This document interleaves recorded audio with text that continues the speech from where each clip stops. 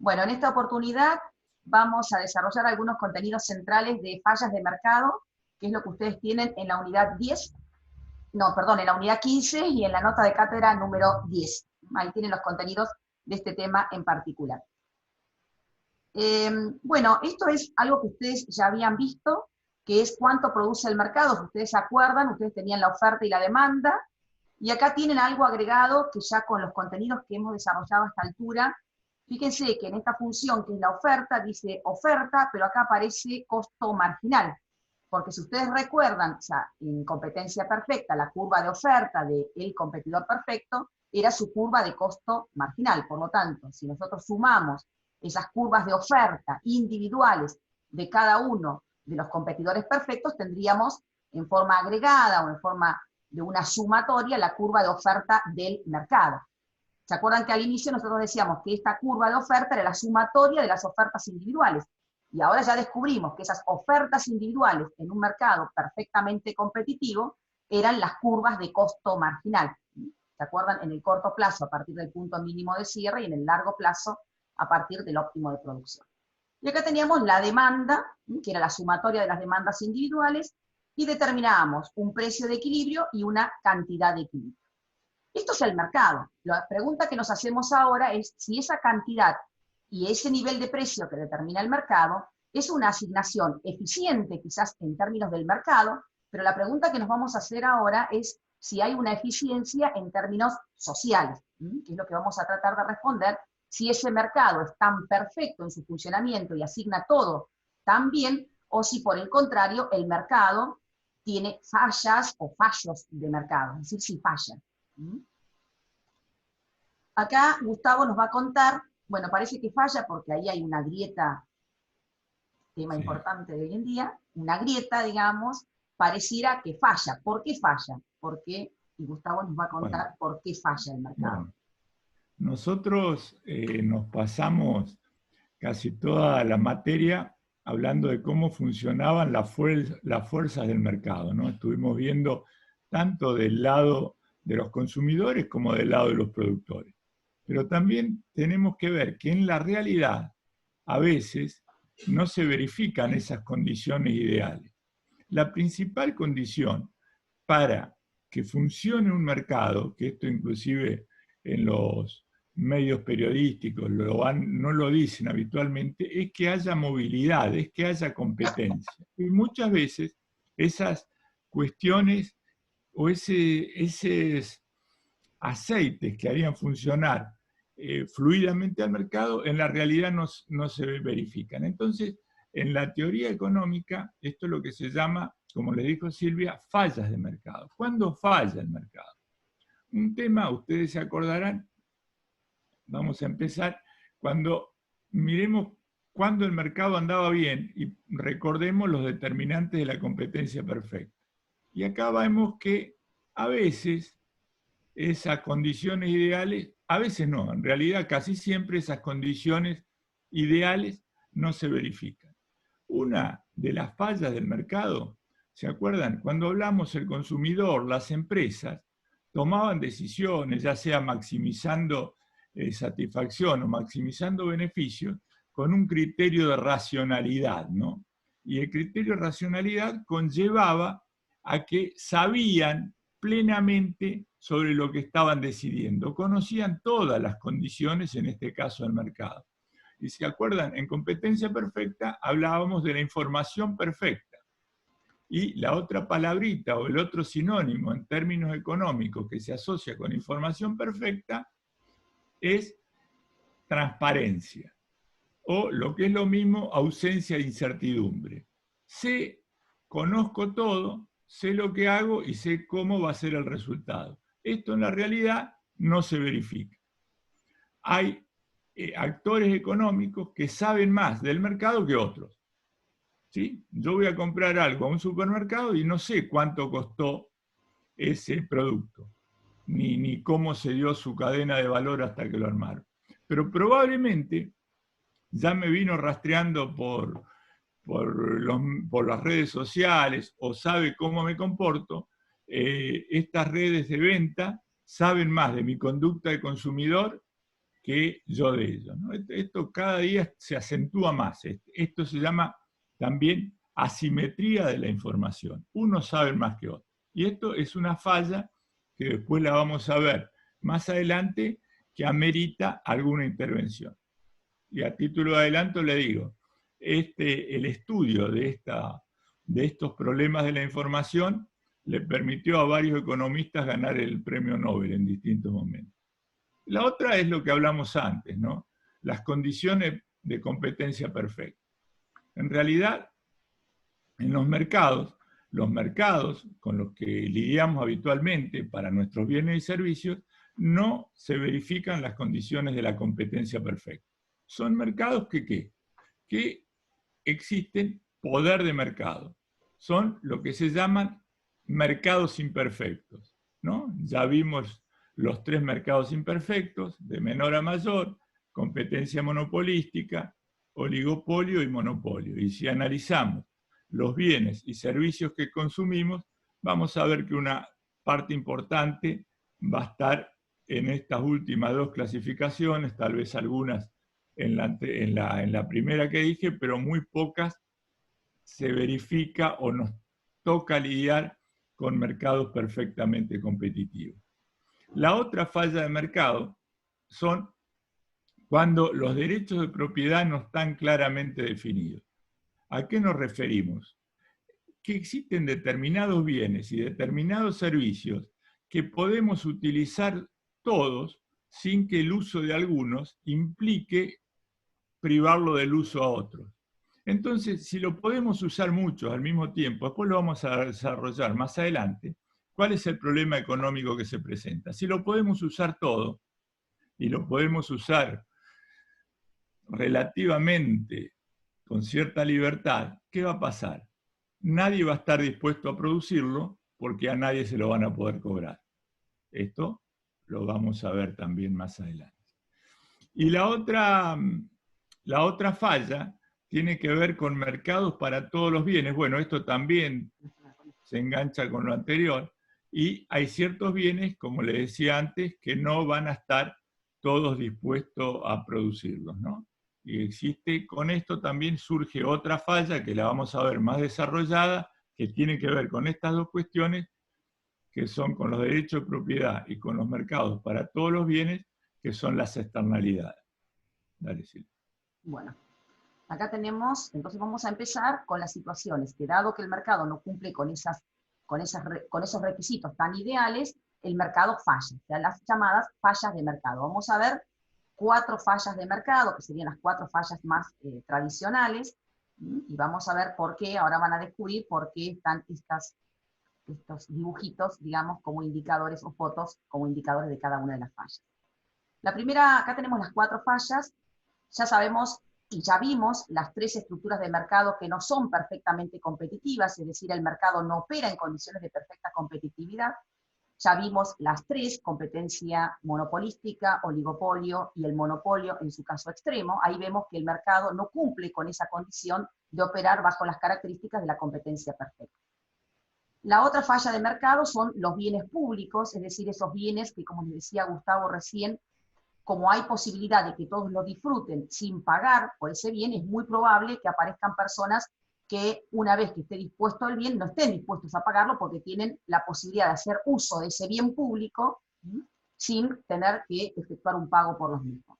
La información asimétrica, es decir, hay mercados donde la primera característica que les dijo recién Gustavo, es decir, que todos conocemos exactamente las propiedades de los bienes, el precio, los costos. En algunas transacciones va a ocurrir que alguna de las 2 partes vinculadas en esa transacción va a tener más información que la otra, y la otra falla que tiene el mercado, o que se genera el mercado, es cuando hay externalidades, que ahora vamos a ver. En este caso es una externalidad, por lo que miran ahí y por cómo están la carita que tienen los, me olvidé el nombre de estos, ¿cómo se llaman? Barriles, claro. Estas cuestiones, no, esperen que vuelvo para atrás, genera una externalidad, en este caso negativa, que es lo que vamos a ver especialmente a través de la contaminación, que serían las 4 fallas más tradicionales o más conocidas: la competencia imperfecta, la existencia de bienes públicos, la información asimétrica y las externalidades. Nos tenemos que correr, no sé a dónde nos vamos a meter, pero bueno, vamos a meternos por acá abajo. No, está bien. Y fíjense, acá tienen que acordarse de algo, por eso está ese señor ahí recordando algo en su cabeza, porque esto en realidad nosotros ya lo vimos. Una de las fallas que vimos cuando vimos las estructuras de mercado, vimos el mercado ideal, que era la competencia perfecta, y a partir de ese mercado ideal empezamos a desarrollar todos los que no eran perfectamente competitivos. Y ya habíamos visto que ese mercado, y de hecho en algún momento lo dijimos cuando desarrollamos el tema, bueno, esto lo vamos a ver después. O sea, la competencia imperfecta es una de las fallas. Porque se acuerdan que cuando estábamos en una estructura perfectamente competitiva, a largo plazo terminábamos solamente, la empresa podía tener beneficios normales, o sea, era conducir al que se quedaba en el mercado, era porque terminaba con beneficios normales. Y para poder sostenerse entonces en el largo plazo, este punto azul, que era el punto de equilibrio, también era el óptimo de producción. Es decir, la empresa solo va a poder permanecer en el mercado si logra producir al más bajo costo posible. Es decir, no hay, va a tener que producir con eficiencia económica para poder permanecer en el mercado y también con beneficios normales. Es decir, solo va a poder producir la cantidad que maximiza su beneficio, que van a ser normales, pero para ello va a tener que ser eficiente económicamente, es decir, lograr producir al más bajo costo posible. Nosotros habíamos visto que las otras estructuras de mercado, si ustedes recuerdan, aún la competencia monopolística que terminaba o era conducida, porque no existían barreras al ingreso, conducía también a tener beneficios normales, no le coincidía el punto óptimo de producción con el punto de equilibrio, y mucho menos a las otras estructuras de mercado. Entonces, esto también, por eso está el señorcito este recordando en la cabeza, las otras fallas se las dejamos a Gustavo, ¿sí? Esto también lo habíamos visto. En la competencia imperfecta habíamos visto esto que era el costo social del monopolio, que si lo llegan a escuchar hoy esta clase, lo deben saber, y lo deben saber muy bien porque mañana es la evaluación, así que esto lo recontra saben, suponemos. Y decíamos, el precio que cobraba el monopolista era mayor que el precio que colocaría si fuera una estructura perfectamente competitiva, y la cantidad que colocaría en el mercado una estructura perfectamente competitiva es mayor que la cantidad que colocaría un monopolio. Eso es lo que generaba, que si lo mirábamos, lo podíamos visualizar en cuanto a monto, eso generaba un costo o un sacrificio que tenía que soportar la sociedad por tener una estructura monopólica en lugar de tener una estructura perfectamente competitiva. Todo esto es repaso de lo que ya sabemos. Ahora, la pregunta que nos tenemos que hacer es, ¿qué hacemos frente a esto? Es decir, está bien, ya sabemos que hay un costo social. Una sería, bueno, no hacer nada y que el costo social siga, pero bueno, se supone que no es eso. Por eso Gustavo también les dijo varias veces, me parece que lo dijiste, en varios momentos, les dijo varias veces, en algún momento vamos a pasar de la teoría económica a la política económica, ¿no? O de la enfoque positivo al enfoque normativo. Y parece que ahora es el momento de decir, bueno, la teoría me dice que pasa eso, y bueno, ¿qué podemos hacer? Gustavo nos va a contar cómo podemos pasar a la política económica. A ver, Vieron, acá nosotros vimos dos gráficos anteriores que son gráficos clásicos de la teoría económica.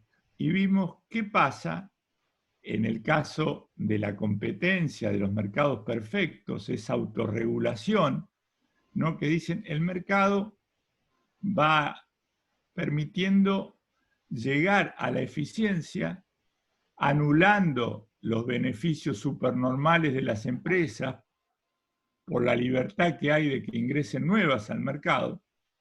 Y vimos también que en un mercado monopólico, también una explicación desde la teoría económica, desde el enfoque positivo de la economía, ¿qué pasaba?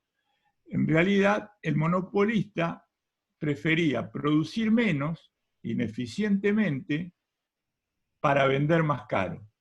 Entonces, ahí veíamos la diferencia que existen entre los dos puntitos azules y el puntito verde, que el puntito verde era el equilibrio en condiciones de competencia perfecta.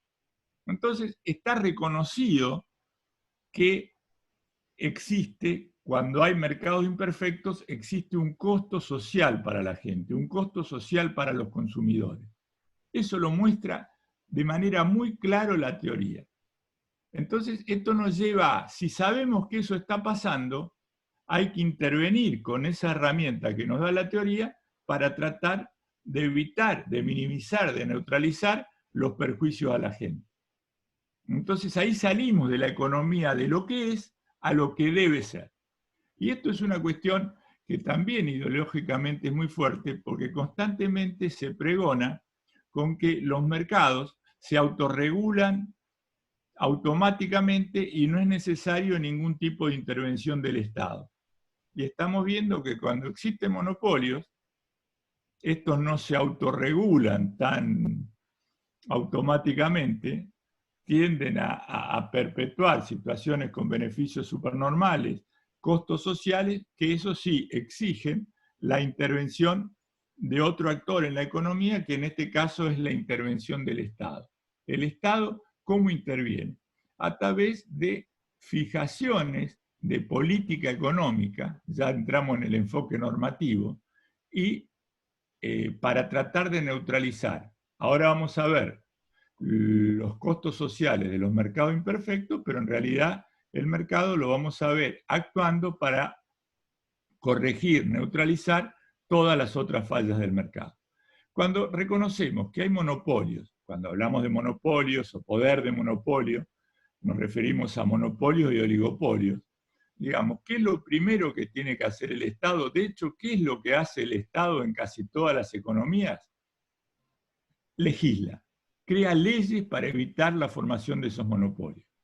O sea, esto es una cuestión fundamental y no solo el Estado, aparte del poder de legislación, tiene también el poder de sanción. Entonces, en las economías desarrolladas, sobre todo, las más comunes, son muy fuertes las leyes antimonopolio. Por ahí en algún libro lo van a encontrar con la versión sajona, antitrust. Y en nuestro país, bueno, ahora lo vamos a ver, se llaman leyes de defensa de la competencia. Lo primero que puede hacer el Estado con respecto a los monopolios es evitar que existan.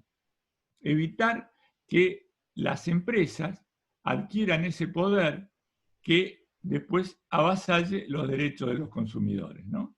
Entonces, eso se llama que pueda ejercer a través de su poder prácticas abusivas en las condiciones de oferta y de demanda.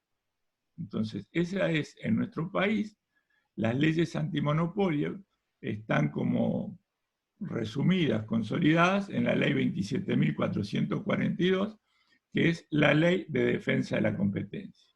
También existe un organismo que está, que es la Comisión Nacional de Defensa de la Competencia, que pueden acceder y van a ver ahí la legislación que hay. Lamentablemente no siempre se aplica con el rigor que tiene que aplicarse, ¿no? Y hay casos muy célebres de leyes antimonopolio a través de la historia económica y hoy en día, por ejemplo, lo que pasó con Microsoft, con Google, están todo el día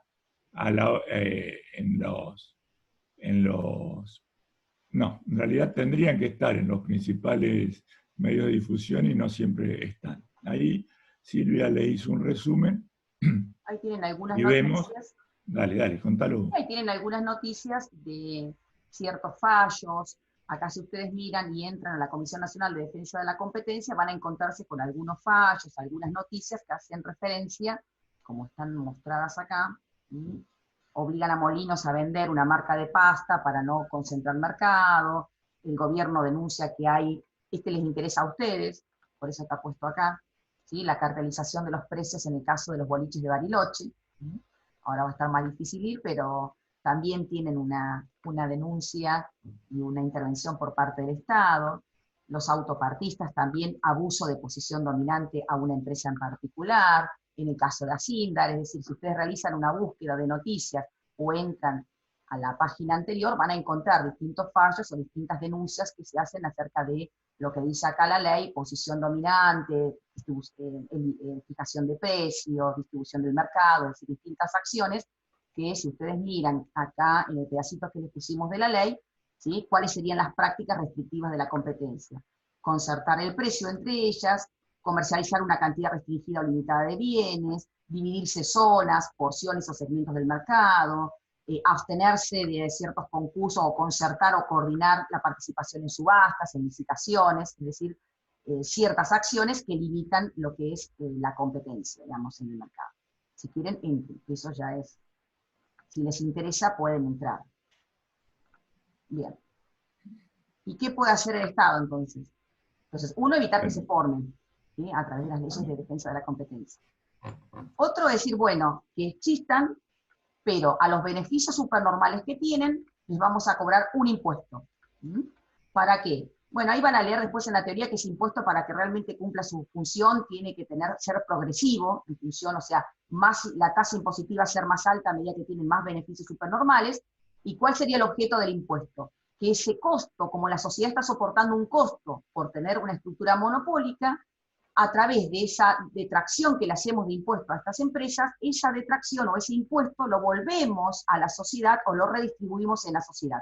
Por ejemplo, en algún bien público, en salud, en educación, en seguridad, en mejores rutas, en mejores puertos, etcétera, etcétera. Es decir, hacemos una compensación a la sociedad por ese costo social que está soportando por tener una estructura de carácter monopólico. Por eso está la FIP ahí abajo, que sería la encargada de hacer la recaudación de ese impuesto para luego redistribuirlo en la sociedad a través de bienes públicos.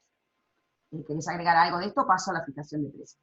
No, simplemente esto para ver, cuando no se pudo evitar la formación, o en algunos casos, la condición natural es que existe un monopolio, el Estado tiene que estar ahí para achicar o repartir ese triangulito famoso del costo social, ¿no? Después, la teoría económica nos va a dar algunos argumentos de cómo aplicar política económica en la distribución de estos beneficios supernormales, ¿no? Y después existen otros instrumentos que este es el más común, el más conocido, ¿no? Reconocida la imposibilidad de tener otro mercado que no sea el monopolio o el oligopólico, por ejemplo, con los servicios públicos, ¿no? Esto también lo vimos cuando vimos monopolio, el Estado cómo tiene que intervenir, fijándole el precio. ¿Y cómo le fijaríamos precio a una empresa? Y para fijarle el precio, tendríamos que buscar el precio como si la empresa estuviera actuando en un mercado competitivo, en un mercado de competencia perfecta. Y en un mercado de competencia perfecta, ¿qué sabíamos que pasaba? Seguimos repasando lo mismo. El precio se terminaba igualando con el costo medio, costo total medio, que era la condición de beneficios normales. Entonces, el Estado tendría que fijarle precio a los monopolistas para, digamos, convertirle los beneficios supernormales en beneficios normales. Pero ¿cuál es el problema? Y volvemos a la otra falla del mercado. El problema que aparece es cómo se mete el Estado, que es un problema recurrente, un problema que lo vive nuestro país todo el tiempo, cómo se mete el Estado dentro de las estructuras de costo de las empresas. Puede desentrañar ese ovillo, y cuanto más grandes son las empresas, cuanto más multinacionales son, más difícil es poder desentrañar, dilucidar esa estructura de costos. Lo vemos con los costos de la electricidad, con los costos del gas. A nivel de nuestra comunidad hay dos discusiones que se viven dando todo el tiempo de cuáles son los costos reales de la cooperativa eléctrica para que la luz no salga tan cara, y el otro misterio que también se habla tanto es que también es un tema que le afecta a ustedes o en el que ustedes están inmersos, ese famoso costo del boleto de transporte, ¿no? ¿Cuáles son los costos reales de las compañías de transporte urbano? Imaginémonos en Comodoro, es difícil dilucidarlo, imaginémonos en los grandes centros. Pero ese es el gran tema, ¿no? Y esto desde el punto de vista de la teoría económica. También a veces entra en estas cuestiones, tanto en la empresa como dentro de la acción del Estado, una palabrita maldita que distorsiona todas las relaciones económicas que se llama corrupción. Pero bueno, Por esto eso ya acá es otro. tienen, ¿sí?, marcadito el costo total medio y alguien revisando los costos, y quién sabe más, la empresa que el Estado, digamos, ¿no? O sea, aparece en este tema de la información así. Por eso está el dibujito. Y la otra es fijarles el precio, pero en lugar de decir que obtenga beneficios normales, también ustedes saben que en un mercado perfectamente competitivo, el empresario de competencia perfecta va a cobrar un precio que es igual a su costo marginal. Mientras que en cualquier estructura imperfecta siempre se cobra un precio que está por arriba del costo marginal. Entonces acá es presionar o fijarle a la empresa un precio que sea igual al costo marginal. ¿Qué problema podemos tener acá? Digamos, como forma de, nos corremos por ahí, borramos acá, no sé si eso sale, lo ven ustedes, pero yo sí lo veo, ¿sí? Esto también lo conocen ustedes. Este gráfico muestra una empresa, si miramos acá, tiene un costo total medio que está decreciendo, por lo tanto también sabemos a esta altura de la circunstancia que si el costo total medio está decreciendo, quiere decir que el costo marginal es menor que el costo total medio. O sea que esta empresa sería un monopolio natural, por ejemplo. ¿Se acuerdan que un monopolio natural era un monopolio o una empresa que tiene economías crecientes a escala que hace que su costo medio a largo plazo sea decreciente? Es decir, que a medida que se hace más grande, logra producir cada vez a un costo promedio por unidad cada vez más bajo. Entonces, en este caso, si nosotros como Estado exigimos que la empresa cobre un precio que sea igual a su costo marginal, este puntito que está marcado con la flechita azul y que yo lo estoy marcando en este momento, el costo total para esa cantidad está por arriba del precio que se hizo en esa fijación de precio. Entonces, en ese caso, la empresa, ¿qué puede pedirle al Estado? Un subsidio. Es decir, por este diferencial está bien, yo acepto cobrar ese precio igual al costo marginal. Perfecto. Primero que yo creo que igual está el mismo problema que anteriormente. ¿Cuál es el costo marginal? O sea, aparte de tener el problema de la información asimétrica, es decir, que la empresa conoce mejor su costo marginal que nosotros, o sea que acá puede haber un costo marginal quizás un poquito elevado, que nos hayan pasado un costo marginal un poquito más elevado que el real. Además de ese problema, tendríamos que la empresa nos diría, sí, perfecto, pero mi costo total medio está por arriba. Por lo tanto, quiero por esa diferencia que se me otorgue un subsidio. También es algo que observamos normalmente, por ejemplo, en el transporte, donde hay una tarifa y después hay un subsidio por parte del Estado. Y esto nuevamente es un costo fiscal para el Estado, es decir, un costo para las arcas del Estado, en términos presupuestarios. También puede haber problemas nuevamente en subsidios que por ahí pueden estar abultados, ¿sí?, por algunas circunstancias particulares que también dijo Gustavo, es decir, corrupción o algún tipo de captura que se llama de los ¿cómo se llama?, controladores, a los que realizan algún tipo de fiscalización de los monopolios. ¿Sí? O sea que nuevamente puede haber intervención del Estado, pero lo cual no quiere decir que esa intervención sea perfecta, ¿sí?, y que no tenga este problema de información asimétrica, o que quizás esa intervención genere un costo para las arcas del Estado. ¿Sí? No sé, paso, dejo, dame instrucciones. ¿Paso a la próxima? Sí, sí. Dale. Ya llevamos media hora, así que... Uy, ya estamos mal, ya vamos mal, pero bueno. Bueno, acá Quiero mostrar vemos... la vaquita, pero no puedo. No, bueno. No, pero acá vemos el otro, la introducción a estos bienes públicos, ¿no? Nosotros vemos los bienes privados. ¿Son rivales? Sí.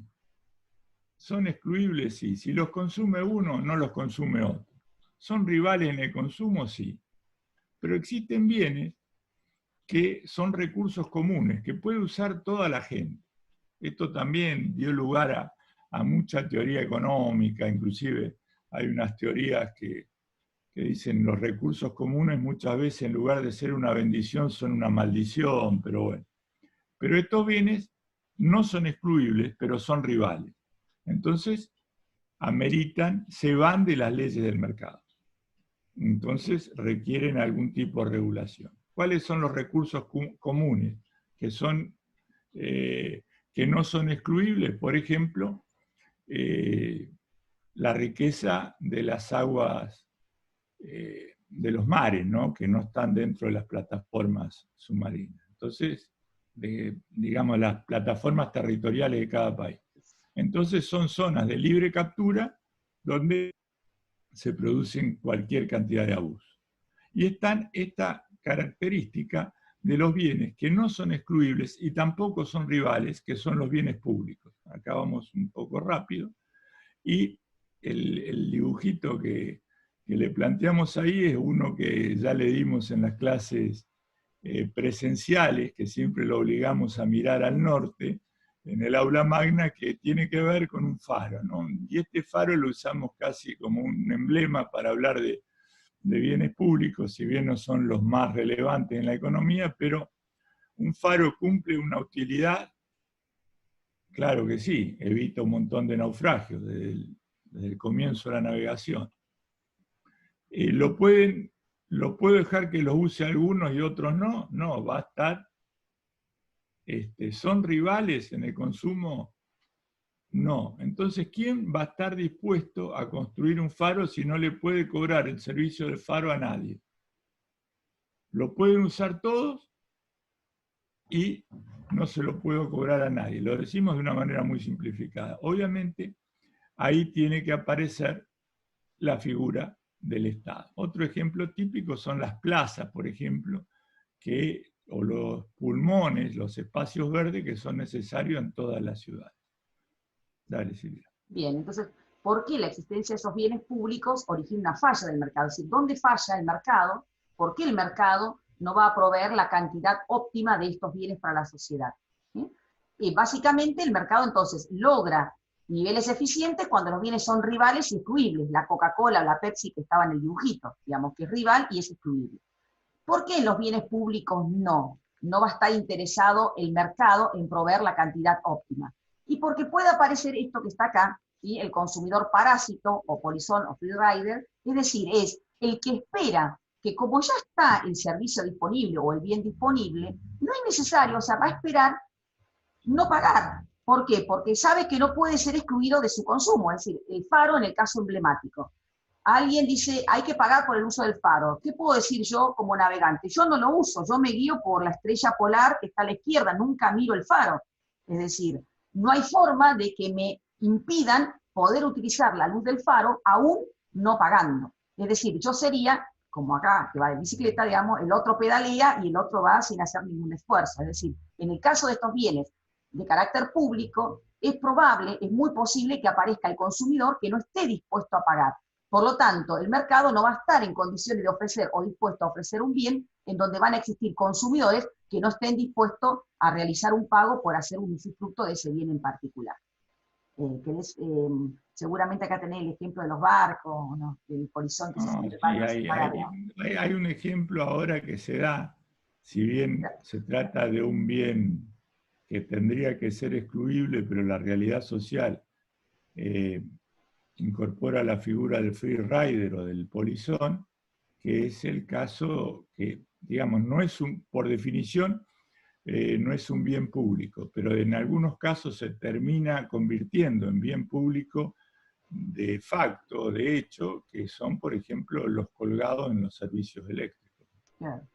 Pero esto obedece a otra cuestión, ¿no? O el ejemplo que se da ahora de la conexión a internet del vecino, digamos. Nada más que ahora existe la posibilidad de la clave, digamos, de esa posibilidad, digamos, de evitar que aquel que no paga no pueda utilizar la red, por ejemplo, del vecino. Pero en la medida en que uno no pone una clave, se transforma en un bien público, al menos para el vecino. Pero bueno, todos ponemos clave. Bueno, acá hay un ejemplo del alumbrado público. Una vez que el alumbrado público está, y está prendida la luz de la calle, es decir, nadie podría excluirme a mí de no poder utilizar el alumbrado público si no pago. Entonces, ¿qué es lo que se hace? ¿Quién lo ofrece? Generalmente el Estado, ¿y a dónde viene? Viene metido con otro impuesto, digamos, ¿no? O sea, no viene solamente el alumbrado público, porque si no, no me lo podrían cobrar. Y aparte, en ese caso el Estado tiene un poder de coerción para exigirme los impuestos, cosa que un privado no la tendría tampoco, ¿no? Entonces sería un bien público también. Y ahí Nuevamente, ¿por qué es una falla? Porque el mercado no estaría dispuesto a proveer alumbrado público si no hay posibilidad de cobrarle a cada uno rigurosamente, y aquel que no paga, cortarle el alumbrado público, lo cual hay una imposibilidad fáctica de poder hacer eso. Bueno, la información asimétrica. Ah, y acá vi un autito. Sí, dale, empezá con la información asimétrica que yo veo dónde me corro. Bueno, acá vemos lo que anticipamos antes, ¿no? En una relación de mercado, una relación de compra-venta, normalmente no saben todos, no conocen todos en igual proporción las características del mercado que es sujeto de la transacción. Entonces, ¿cuál es el ejemplo típico que está muy desarrollado en la teoría económica? El caso de los autos usados, ¿no? En el caso de los autos usados, obviamente, ¿quién sabe más del auto usado? El vendedor que el comprador. Entonces ahí vemos que eso no va a permitir una asignación eficiente. Alguien va a terminar pagando de más o de menos ese auto en función de normalmente de más, ¿no? De la menor información que tiene. Y eso también genera, después lo vamos a ver, un corrimiento. Esto también pasa en las agencias, de los autos buenos y los más ofrecidos, ¿cuáles son? Y son los autos malos, los que tienen algún vicio oculto, se llama, algún choque arreglado que después el nuevo comprador lo va a verificar con el tiempo. Entonces esto le quita transparencia también al mercado, ¿no? Otro caso es cuando vamos a contratar un seguro, ¿no? O sea, ahí se invierten los roles. Ahí nosotros sabemos más, tenemos más idea del uso que le vamos a dar a nuestro auto que la aseguradora, ¿no? Capaz alguno diga, yo en realidad me gusta manejar fuerte, me gusta la velocidad, y esto implica un mayor riesgo que la aseguradora no lo conoce. O el auto lo va a manejar mi suegra que no ve bien y implican ciertos riesgos también, ¿no? Entonces ahí vemos que todo esto obviamente no permite una regulación de precios donde se midan las reales capacidades que hay en las transacciones. O sea, y siempre que hace la compañía aseguradora, por la duda se cubre y nos cobra de más a todos, como si todos manejáramos mal, por ejemplo. Esto también lleva a una asignación ineficiente, ¿no? Hoy en día existen técnicas donde las aseguradoras actúan por scoring, donde tratan de seguir nuestro historial por cantidad de siniestros, que eso ya es más complicado. Otro caso es cuando vamos a sacar un préstamo, ¿no? Que esto uno se queja, ¿por qué los bancos nos piden tantas cosas? Porque quieren saber lo máximo de nosotros para saber si le podemos devolver la plata o no. Y obviamente también esto repercute con cobro de mayores intereses por riesgo de incobrabilidad por los clientes que mintieron, digamos. Esto es dicho de una manera muy, muy simple. Y el otro punto es el caso inverso. Le vamos a llevar la plata al banco y no sabemos cuál es la real situación del banco. Y esto se está dando mucho, no tanto en el mercado bancario, sino en el mercado bancario. Y hay constantes defraudaciones de los depositantes. O sea, vemos que volvemos a la palabra, esta asimetría, esta diferencia de conocimientos genera, obviamente, malas elecciones. Este es el punto. Algunos siempre, por eso dicen, la información también es un recurso. El que tiene mayor información va a sacar provecho de ella en función del que tenga menos. En un mercado competitivo todos sabemos todo. Por eso el mercado funciona tan eficientemente. Bueno, y eso, esperen para atrás. Eso que estaban en los ejemplitos anteriores, donde vemos que hay información asimétrica, produce dos problemas en el funcionamiento de los mercados. Uno, selección adversa, que algo dijo Gustavo con el tema de los autos, es decir, ¿qué pasa cuando hay este problema de asimetría de la información? El mercado termina, por ejemplo, en el caso de los autos, teniendo un precio promedio de los autos, tomando en cuenta los autos que hay más en el mercado de los autos usados, que son los autos de mala calidad. De manera tal de que aquella persona que tiene un auto, que lo cuidó, que le hizo los servicios cuando correspondía, que no está chocado, que está bien mantenido, no le va a interesar ir a ofrecer el auto en este mercado. ¿Qué va a hacer? Y lo vamos a vender entre amigos, entre conocidos, al pariente, o directamente lo dejamos para nosotros mismos. Es decir, el mercado va a sacar, valga la redundancia, va a expulsar del mercado a los autos que estén en mejores condiciones y termina solo ofreciendo los autos más malos. Que vamos a ver cómo podemos hacer para que a este mercado también llegue la posibilidad de que podamos, o sea, vamos a comprar un auto. Si vamos a este mercado, sabemos que no sabemos exactamente en qué condiciones están. Si queremos asegurarnos de saber en qué condiciones está el auto, y seguramente se lo vamos a comprar a un amigo, a un conocido, al pariente, al padre, a quien sea, digamos. Y la otra es el riesgo moral. ¿En qué consiste el riesgo moral? Porque acá hay uno que parece que está trabajando, pero no está trabajando, y este que no dijo. ¿Qué significa el riesgo moral? Bueno, ahí vemos. El riesgo moral significa cómo me comporto yo bajo ciertas condiciones. Fíjense, si yo sé que recibo esto es un tema que se viene ahora, tiene una actualidad, pero tremenda. Esto es un tema de nuestros días. Hoy en día, con este drama del COVID está el teletrabajo, ¿no? Entonces, si yo tengo que cumplir mi jornada laboral y nadie me va a controlar las horas o los ingresos al sistema y la producción, yo obviamente, probablemente en la pantalla, la tenga prendida y esté jugando al solitario, esté mirando ahí alguna película. ¿Sí? Esto no creo que pase con el aula virtual, ¿no? No, No, que y cuando no hablamos del sirve, no. Jitsi, que están todos conectados y prestando atención. Porque nosotros Sí, hemos comprado, les aviso que las empresas, no es en nuestro caso porque no nos dan los fondos económicos, pero las empresas, para evitar esto que les está contando Gustavo, por ejemplo, la plataforma Zoom, si uno paga un adicional, pero muy importante, cosa que está fuera de nuestro alcance, el Zoom brinda información si se está moviendo el mouse, por ejemplo, si uno cambió de pantalla, si uno está mirando lo que le están mostrando, está mirando otra cosa.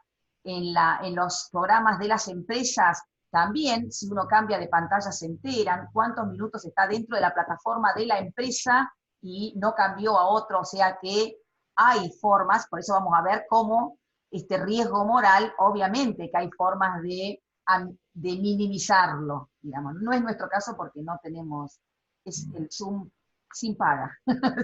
Y el otro caso que está ahí, fíjense, no sé si alguno de ustedes tiene, los que tengan auto, pocas cosas dan tanto miedo como descubrir que a uno se le venció el seguro, ¿no? Cuando uno estuvo toda la vida pagando el seguro y lo tiene vencido, ocurre una especie de pánico y uno trata de, si es posible, no usar el auto. Y si lo tiene que usar obligatoriamente, toma todos los recaudos imaginables. ¿Por qué? Porque uno sabe que un eventual daño, un eventual siniestro, le va a tener un costo importante. Fue a la aseguradora, renovó la póliza le empezó a correr y ya va a tener inexorablemente o muy probablemente otra conducta de manejo y esté dispuesto a asumir mayores riesgos porque sabe que le va a pagar la póliza al seguro. Esta es otra cuestión que obviamente cuando hay información asimétrica se distorsionan las relaciones.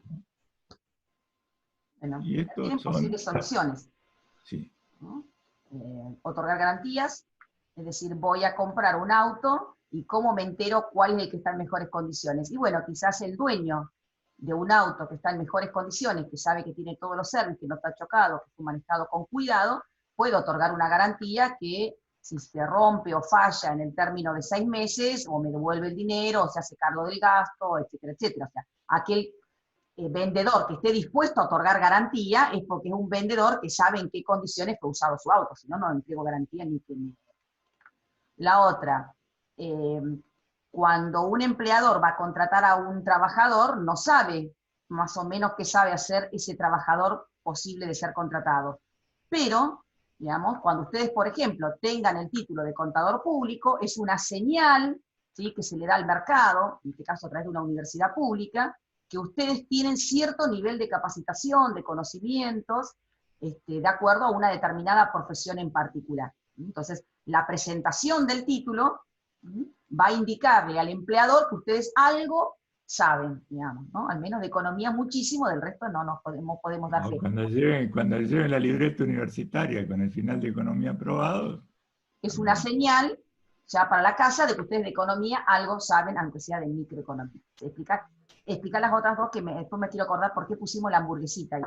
Dale. Bueno, en el otro que veíamos antes, que ahí aparece con una palabrita screening, que en algunos casos son scoring, es lo que le hablaba de una segmentación en los paquetes de contratación según los niveles de riesgo, según la precalificación del asegurado, ¿no? Entonces, esto también pasa. Cada día esto está más de moda porque hoy en día nosotros estamos sometidos a una serie de controles informáticos. Esto que sonríe, te están filmando, no es una realidad y saben todo nuestro historial. Entran a una página oficial y saben cuántas multas de tránsito tuvimos, cuántos siniestros tuvimos, cuántas infracciones tuvimos, cómo estamos en el veraz, cuánto cobramos cada mes, etc. Entonces, en función de eso, nos ofrecen un paquete con algún tipo de producto especial en función de nuestro grado de riesgo, tanto para el consumo o para el eventual pago. Y el último punto, obviamente, que no es un punto menor, es la regulación del Estado como suministrador de información.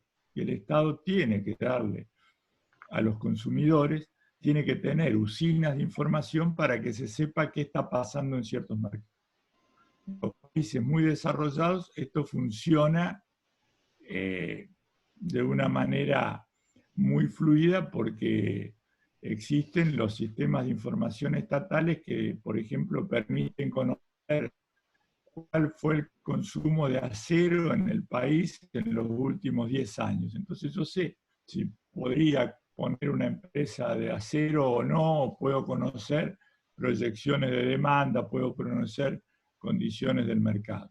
Y la otra cuestión, que en nuestro país fue siempre un motivo de tremenda conflictividad, que lo que tiene que dar el Estado es obviamente un índice sobre los agregados económicos y sobre todo sobre las variaciones en los niveles generales de precios, esta famosa inflación, ¿no?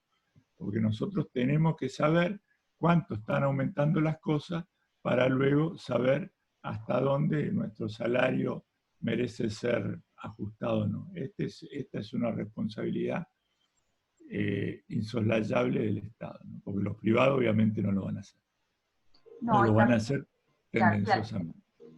No, y les quería decir esta cuestión que estaba en una de las transparencias anteriores, filminas, anteriores, el tema de la hamburguesa, que es lo que comemos, ¿no? También ahí hay una regulación por parte del Estado que exige que en el caso de los alimentos, vieron que hay una rotulación de cuál es el contenido, qué tiene, si no tiene ahora, para las personas que son, ¿cómo es que se llama? Me olvidé el nombre ahora.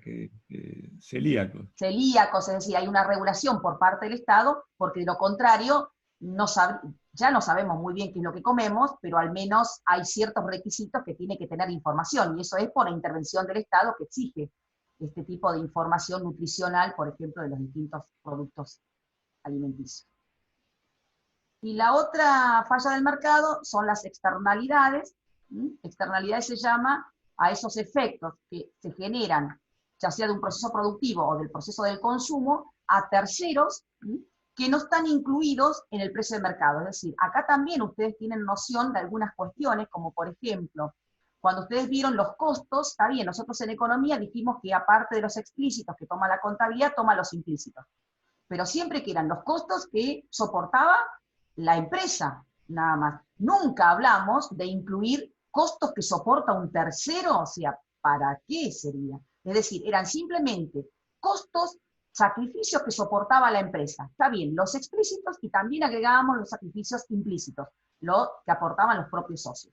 Pero acá resulta que quizás cuando realizamos el proceso productivo estamos generando un efecto a un tercero, quizás positivo, la mayoría de las veces quizás negativo, y eso no está incluido ni aumentando los costos si son negativos, ni disminuyendo los costos si son positivos. Entonces, genera contaminación, afecta a otra agente económica y no lo compensa por ella. Por lo tanto, como no le genera un costo, desde el punto de vista económico, tampoco sería un costo de carácter privado. Entonces, las externalidades, que son esos efectos, entonces generados a un tercero, que no ha sido ni compensado, ni positivamente ni negativamente por ese efecto que ha recibido, pueden ser efectos positivos o efectos negativos que genera la producción o que genera el consumo. Vos me Ahí explicás cada tienen. uno de ellos. Positivo Bueno, de la producción. ¿se acuerdan cuando hablamos las dos funciones principales que se ocupaba la economía eran producción y consumo? Había una en el medio que era distribución, pero lo dejamos en producción y consumo. Existen determinadas decisiones económicas que no solo generan efectos para quienes intervinieron, por ejemplo, oferente y demandante, empresa y consumidor. En los procesos productivos, las nuevas tecnologías repercuten no solo en el bien que ayudaron a producir, sino en el conocimiento tecnológico general del sistema, no solo de ese bien, sino colateralmente de otro bien. Esto hoy en día está recontra presente, ¿no? El efecto expansivo que tiene las nuevas tecnologías por fuera de la actividad en la que fueron implantadas. Otro ejemplo que podemos incorporar acá, o equivalente a esto, nuevas tecnologías, es el ejemplo de la capacitación.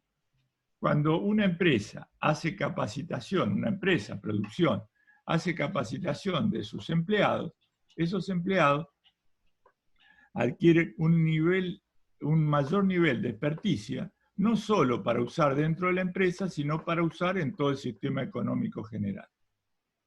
Externalidad positiva, que son las más difíciles, la positiva de encontrar, ¿no? En el consumo. Por ejemplo, el caso de las vacunas. Hoy, si está en actualidad, es como poco, ¿no? O sea, la vacuna no solo me genera un beneficio a mí, como receptor de ese medicamento, sino que genera un efecto hacia toda la comunidad en la que yo me muevo, porque no voy a ser un elemento de contagio para eso. ¿Sí? Otro ejemplo que podemos incorporar acá, que me vengo acordando, es cuando yo pinto mi casa o le hago un lindo jardín a mi casa, es una cuestión de consumo, mía como consumidor. Mi casa quedó muy linda, pero eso contribuyó a hacer más linda la manzana o el barrio. Y probablemente, si mi vecino hizo lo mismo y el de al lado hizo lo mismo, tal vez las propiedades de nuestro barrio valgan más caras que en otro lugar donde no se cuidaron esos detalles. Obviamente, externalidades negativas, en la producción está la contaminación. Esta la vamos a ver en el próximo capítulo. Y también hay externalidades negativas en el consumo, ¿no? También, por ejemplo, tenemos el caso típico de los fumadores, que hoy ya está mucho más erradicado que hace una década atrás, pero sigue siendo el que fuma, perjudica a todo su círculo de relaciones cercanas. También existe, obviamente, contaminación en el consumo, ¿no? Esto también, porque hay mucha contaminación que se genera en la producción y repercute en el consumo, ¿no? Fíjense, ahora están apareciendo islas de plástico, una cosa que, pero bueno, eso lo veremos más adelante.